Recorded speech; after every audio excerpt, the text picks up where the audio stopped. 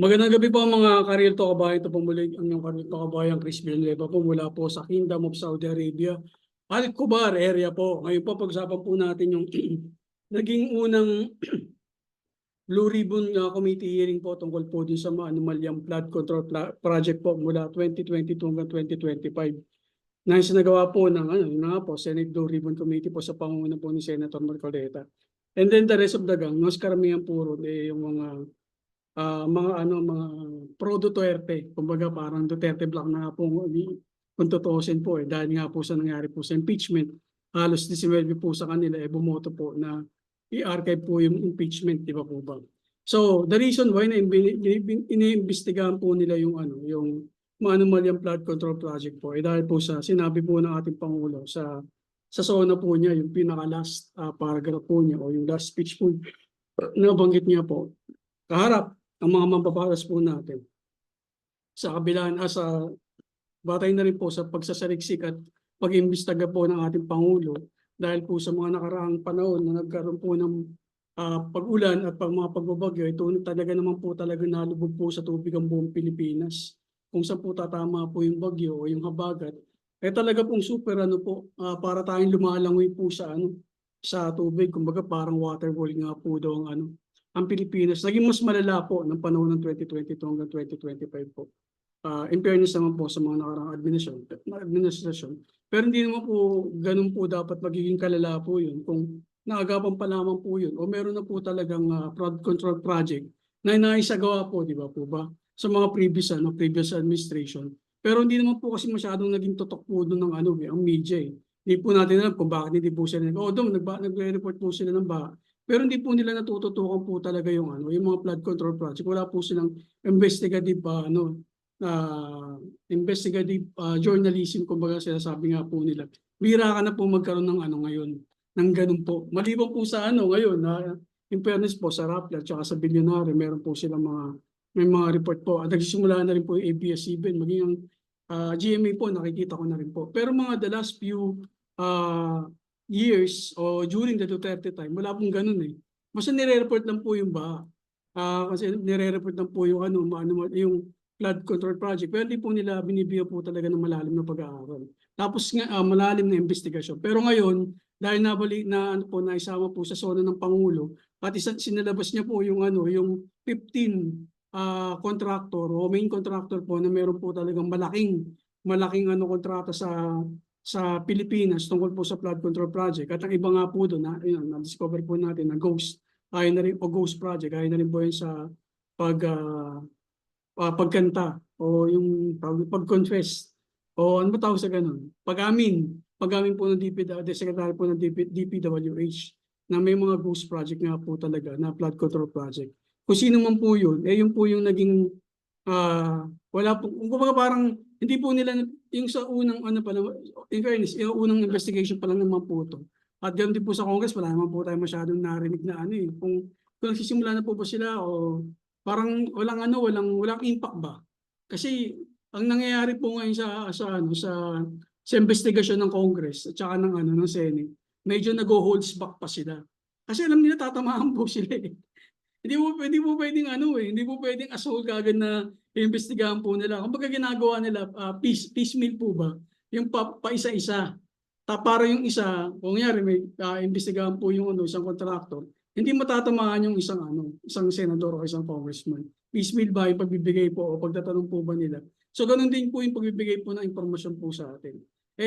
Ang Pangulo po, ayaw po niyang ilabas po talaga yung nalalaman niya. For sure may nalalaman po ang Pangulo eh.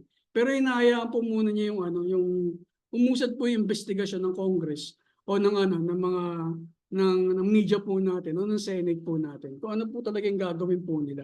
Although meron na po talagang alam ang Pangulo kasi nabilang na po yun, na-inspect na po yun. May reporting na po siya. Di po ba? May hawak po siya yung mga ang laki po ng confidential fund ng ating Pangulo. Ano na lang po ba yan? Ano po ba yung mga intelligence sa Pangulo? Hindi magagawa po ng ng in-depth reporting po yan. Malamang meron po yan. At may hawak po yan. Talaga naman po kahit sabi nga po niya, kahit kapartido po niya, hindi niya po sasantuhin. So, ang natatawa lang po ako sa nangyari po kanina sa Senate, kala po natin may pasabog. Di ba po ba? Kaya lang nandun pa po kasi yung mga main character eh. Nakita na po natin yung mga previous DPWH, yung mga nasasangkot na pangalan sa maanumalyang project control. So hindi medyo pigil. Pigil yung ano yung chairman ng committee ng Blue Ribbon Committee. Hindi niya hindi niya po ma-dissect lahat eh. At the same time, binoykot po yata sila ng mga naimbitahan po nila mga contractor. Napakawawalang yaho ng mga contractor po na minsan nasabi po ng Pangulo po natin. At lumalabas na rin po parang sa investigasyon po ng Senate, yung mga contractor na po to, lalo na po yung company po ni Niskaya po ba yun? Meron po siyang may mga project po siya na from Luzon to Mindanao. Parang ganun po ba? Parang nangyayari po, ang pinapahiram na lang po yung pangalan po o yung company po nila para makapag-bid po sila o magkaroon po sila ng project sa ibang bansa, sa ibang lugar po ng Pilipinas. Maliban po siyempre po sa Luzon, yun po yung pinaka main project po nila. Sa ibang mga part ng the Philippines, parang ganun ang lumalabas. Pwede po pala yun. Yung company sharing, parang ganun po ba. Gagamitin yung pangalan mo, pero ibang kampanya yung gagawa. So talagang nga po yun. Mali nga po yun. Kung yung company nga na manghihiram ay kaibigan po ng Diskaya, tapos ang puhunan lamang, siyempre, ang company yung ginamit eh. Pangalan ng kumpanya ginamit eh. Tapos ang wala namang masyadong puhunan, baka ang puhunan niya 100 lang o 1,000 lang.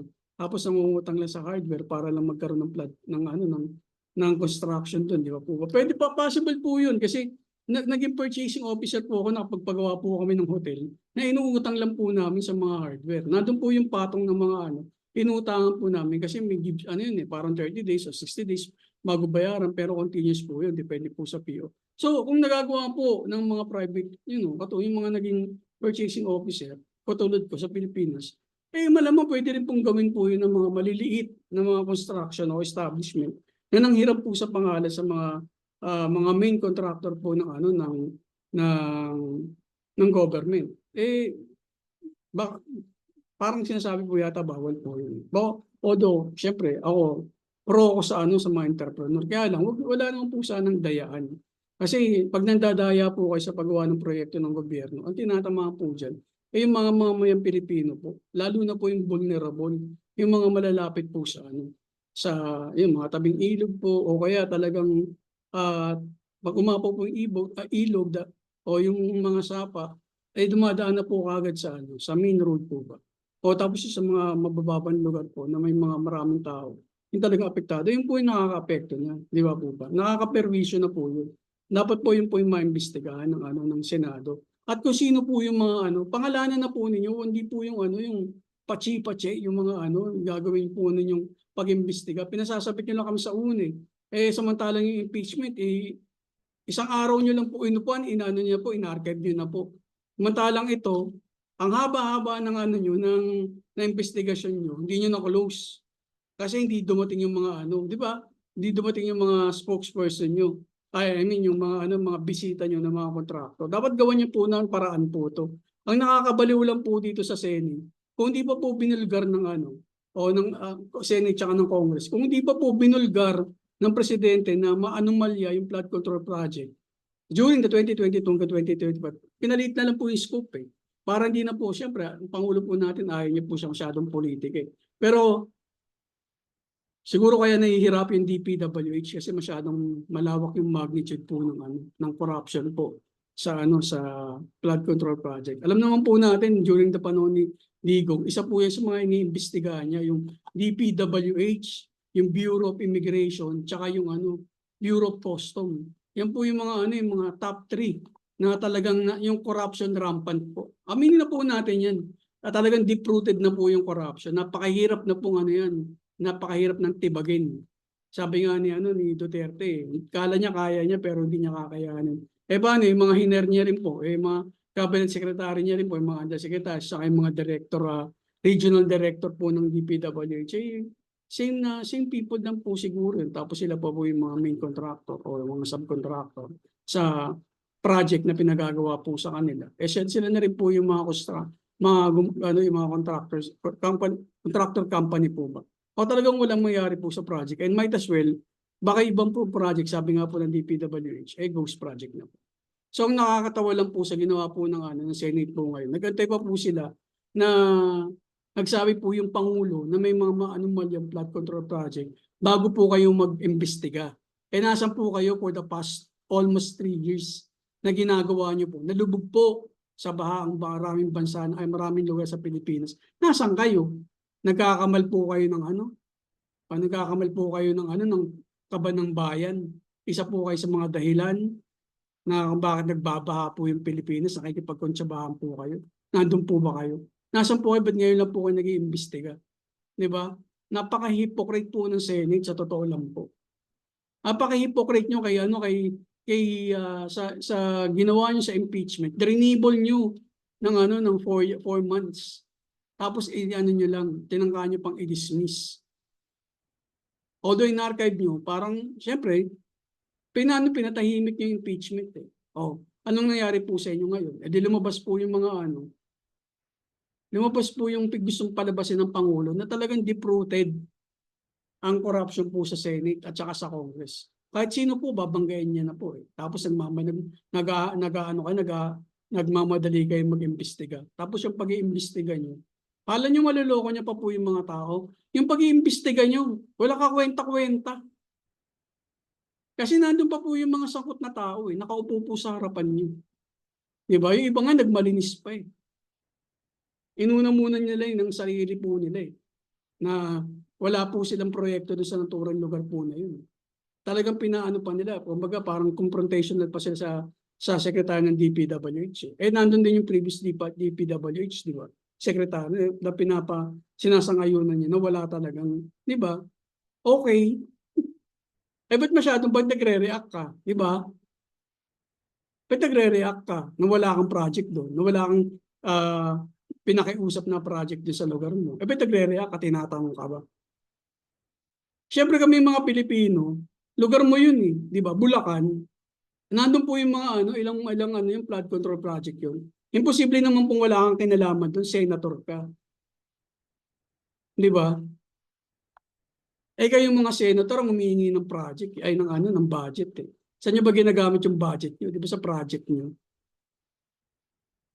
Eh ano ba ipapriority nyo pag nasa nasa Senate kayo? Natural yung lugar nyo. Di ba? Yan ang hirap sa inyo eh. Kapag medyo nag-aalanganin kayo, nagugas kayo ng kamay para kay si Poncio Pilato. Pero siyempre, hindi nyo maluloko lahat ng tao. Kung naluloko nyo yung mga DDS nyo, yung mga yung mga miyembro nyo. Siyempre kami mga natural na tao. Real talk tayo. Di ba? Hindi nyo kailangan pa bang magpaliwanag ka na sasabihin mo sa tatanong mo yung DPW, Secretary ng DPWH, former, tsaka yung Karen, na hindi ka nag-request. Ano to, nagagagawan po ba tayo? Di ba? Lugar mo, hindi mo alam na may mga doon, Bulacan, may mga flood control project. Ano kami mga nakikinig ng mga sa iyo? Kahit na hindi kami Generation X, Z o Y, eh matatalino rin po kami. Di ba? Kumbaga parang, ginagawa mo kaming elementary. Eh baka kahit elementary, alam na ang mga corruption po ng Senate tsaka ng Congress. Wala naman pong mabangpo sa inyo. Huwag na kayong magmalinis. Tsaka ngayon lang kayo nagpapabango, ang baho nyo ng impeachment. Nasa kayo, ang baho nyo rin mula nang umupo kayo dyan. Wala naman kayong ginawa. Bakit ito bang flood control project na to? Ngayon lang nangyari yan. Yung scandal po na yan. Huwag po tayong maglokohan. Ang tagal na po niyan. Kung hindi pa po sinabi ni President Bongbong Marcos yan, hindi kayo magre-react. Bakit hindi? Bakit kayo nag-react? Kasi, di ba sabi pag umuutot ka, sasabihin, hindi ako yun ha. Pero yung alingasaw nasa iyo. Nakakabaliw kayong mga senator kayo. Di ba nagmamalinis kayo? Kailangan nyo ng kailangan sumunod sa Supreme Court. Na sinabi ng Constitution na yung pag-file po ng 1-year ban rule ng kailangan hindi parang ganun ang gusto nyo mangyari. Pinipigilan nyo yung katotohanan na lumabas, yung ebidensya na lumabas. Ayaw nyo magkaroon ng impeachment trial. Tapos all of a sudden, kayo, parang concerned kayo sa malaman ng katotohanan sa sa mga maanomalyang flood control project. Kailangan nyo makita mga ebidensya. Di ba? Ang pakimpokrito nyo. Hindi kayo nahihiya. Ito yung the worst Senate na ano ko talagang na I witness in my own eyes. Ito yung talagang worst Senate po. Lalo na po sa pangunguna po ni Chis Escudero. Talagang sobra pong napaka ginagawa po tayong tanga. Ganun po ba? Worst Senate ever. Sa I'm a 47-year-old po na Pilipino na mahilig po sa politics, manood ng politics. Kaya lang po ako talaga nakakita ng Senate na ganito. Nang panahon po ni Trillanes, Cayetano, nakalimutan ko po yung isa. Iniimbestigahan po nila na Binay. Wala po akong masabi sa kanila kasi puno po sila ng ebidensya. Talagang winasak po nila si Binay. Kasi nagano po ng tangka nag-declare po siya ng maga na gusto niya maging presidente. Talagang winasak si Binay ng mga ebidensya na bonggang-bongga. Ganun din naman yung mga ganun din po yung mga alipores po niya ni former President Gloria Aquino. Talagang winasak po ng bonggang-bongga yung mga ibang cabinet secretaries po niya, ng mga appointed. Pinasag po nila sa corruption, bonggang-bongga po yun. Although may mga allegation, pero pero hindi mo po masasabi na fabricated or what, kaya kasi tinatanong naman po di ba po ba? Yung po nila, talagang po sila, for truth po sila. Gusto po nilang malaman yung katotohanan. Ito, di pa nagsisimula yung impeachment, ayaw nang malaman yung katotohanan. Hindi pa nga nagpe-present ng ebidensya, ayaw nang malaman. Sinasabi yung independent kayo although kayo, equal po kayo, branch of the government, pero independent collegial body po kayo. Hindi naman po kayo naging independent. Naging po kayo, independent po kayo sa Supreme Court, di ba, during impeachment. Tapos ngayon, kayo, gusto nyo ilabas yung katotohanan. Napaka-impokrito nyo. Sobra.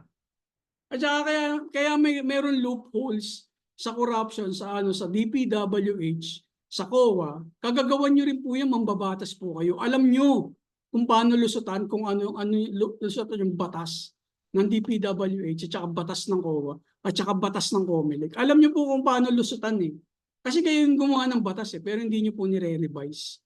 Hindi niyo po ina-amend. Kasi for your own protection po yun.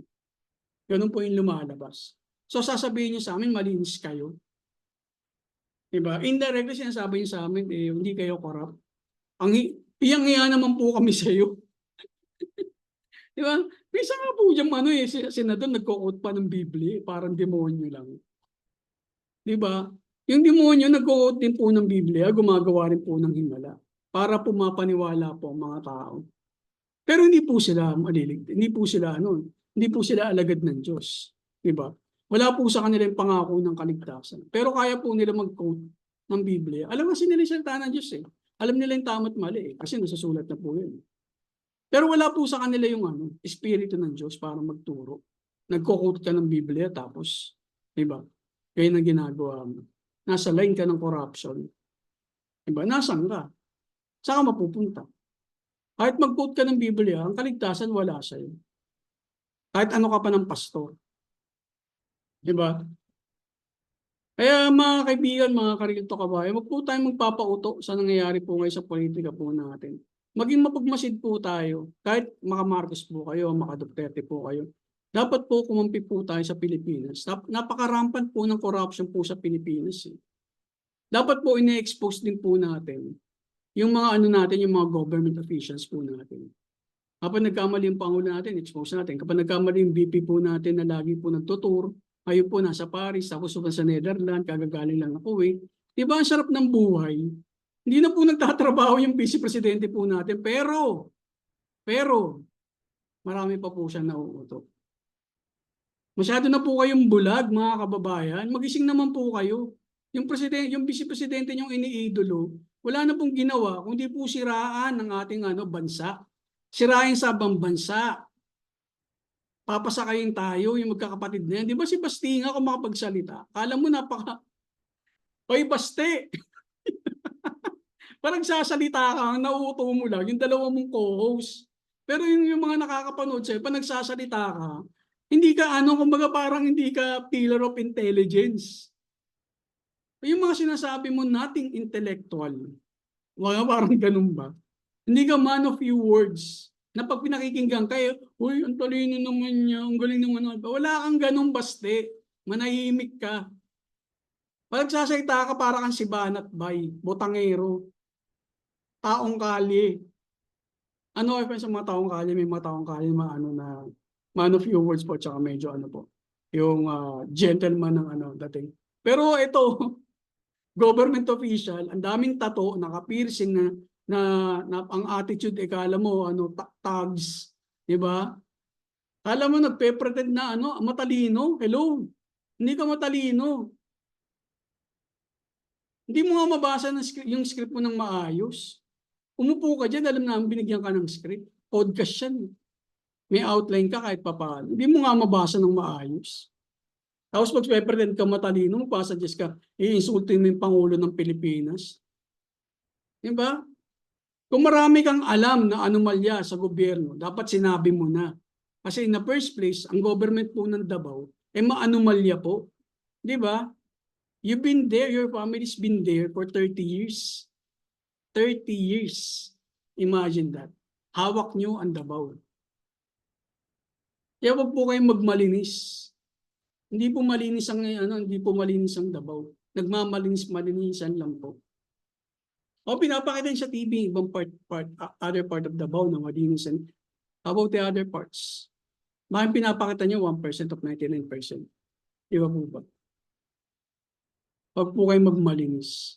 Yan po yung nakakainis sa mga government official po natin. Bato ng bato ng kung ano-ano sa present government po natin. Na wala kang makikitang ano. Oo, doon sabihin na po natin napakamalumanay po ng presidente. Pero nakita niyo po araw-araw. Nasa kalsada.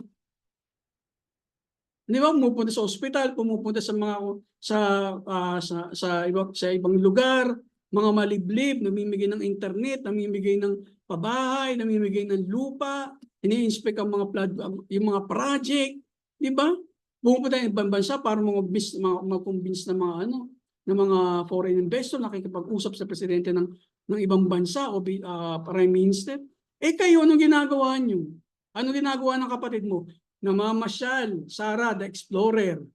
Ngayon po, nasa ano po siya, Paris, galing lang ng Kuwait. Nanilangaw po siya. Wala pa po yatang 100 ang bisita. Pero ang bodyguard, nasa 30 o baka 40 pa. Kala mo pinagkakaguluhan, wala naman tao. Pokrito. Natatawa ako sa mga followers nyo, mga kaibigan ko. Yan sa Facebook, nakamapag-post tatak Duterte at tatak bangag BBM nakalagay. O binanatan ko sila, tatak Duterte, lahat nakapalpakan ng Duterte. Kasi baka meron po kasi ang Pilipino po kasi ano, mga parang sabi nga nila, ano po tayo yung kumaga para tayong yung citizen with amnesia po ba? Parang nakakalimutan na po natin yung past. Present na siya tinitignan natin. Sa panahon po ng internet ngayon, ang dali na po mag-dig ng mga information. Makikita nyo na po yan. Ang diferensya lang po sa inyo mga DDS, yung mga propaganda nyo, yung mga nauuto nyo ng mga followers nyo. Ang tatamad po mag-research. Ang tatamad po magbasa, ang tatamad po maghanap ng mga video clips. Naka-YouTube naman lahat. Ang hahaba pa nga eh. Ang pinakikinggan lang po yung mga 3 minutes o 4-minute reels. Talagang for propaganda purposes na pinakikinggan nila. Kaya yun, nagiging bobo, nagiging tanga. Lumiliit yung utak dahil pa yung nakasyabu. O, hindi na ako nagsasyabu. Sorry. I'm not a drug user. Okay? So yun lamang po, baka mapaba po tayo. Ang nasabi ko lang po, yung sana po pagbutihin po ng Senate po ngayon yung pag-iimbestiga po nila. Huwag po silang one-sided.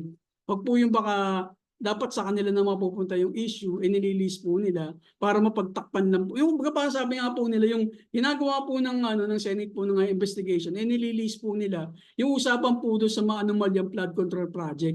Dapat po pangalanan ang mga kongresista at saka mga senado o senador nasangkot sa sa flood control project na yun po yung imbestigahan nyo. Di ba? aside from sa mga contractor, kailangan pigaan nyo yung mga contractor up to the last blood eh. Last drop of their blood. Talagang dapat i-torture nyo sa pagtatanong para malaman nyo, mapipinyo, pigaan nyo kung sino po talaga yung sino po talaga yung mga sangkot na government official po dyan. Baka mayroon po dyan mga senador po. Di ba? Senador tsaka mga previous Department of DPWH na senator po ngayon, di ba? Di ba? Tapos meron po yung sa Sorsogon dapat malaman po ninyo yun. Sa Sorsogon, Bulacan, tsaka sa Davao, di ba? Yan po yung mga talaga unang pinaputok ng bilyonaryo. Dapat malaman po yan. Tsaka, wag lang po kayo nakatutok sa sa flood control project. Ang dami pong project ng ng Wawa tsaka ng QM po ba yun? MQQ construction. Nakita ko po sa website ng DPWH, bridges and roads ang ginagawa din po nila. Baka nakatutok lang po tayo sa flood control. Hello, just ang dami pong pero yung sabi ko nga din sa isang vlog ko sa Facebook, talagang truly you cannot judge the book by its cover. Yung QM nakalimutan ko pa yung pangalan, yung isa po sa mga kontratista po ng gobyerno po natin na gumagawa ng flood control project. Wala po sa itsura po niya na bilyonaryo po siya, pero and yet may billion po siya. Ganun po. Talaga nga naman talaga. So anyways po, yun lamang po. Pasensya na po kayo, hindi po ako nakakapag-vlog masyado po. Kasi hindi ko po alam kung nasa shadowban po ako. Minito po kasi yung views ko po. Konti lang naman po yung ko. Konti lang naman po yung mga followers ko.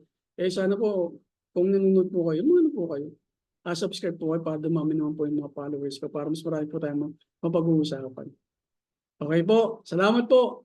Ayun nga po, sabi ko parang nasa shadowban ako. Kaya medyo tinitignan ko po yung pagpapalipas po ng ilang araw, tapos mag-vlog po ulit ako, baka tumaas po higher than the previous one. Parang ganun po ina-assess ko kung ganun nga. Kung wala, talagang nasa bis lang po yun. Sige po, salamat po at magandang gabi po sa ating lahat. At huwag po natin kalimutan po salamat sa ating Panginoon Diyos. Sa ating pagtulog, humingi po tayo ng gabay po sa Kanya. Bigyan po tayo ng mga na kapahingan at sa araw po ng bukas, padalahin po natin muli. Pasalamat natin Panginoon Diyos na bigyan po sa pag-iingat niya po sa ating pagpapahinga. Sige po, magandang gabi po at peace po sa ating lahat. Thank you po sa panonood. Click subscribe po at like button po. Salamat po.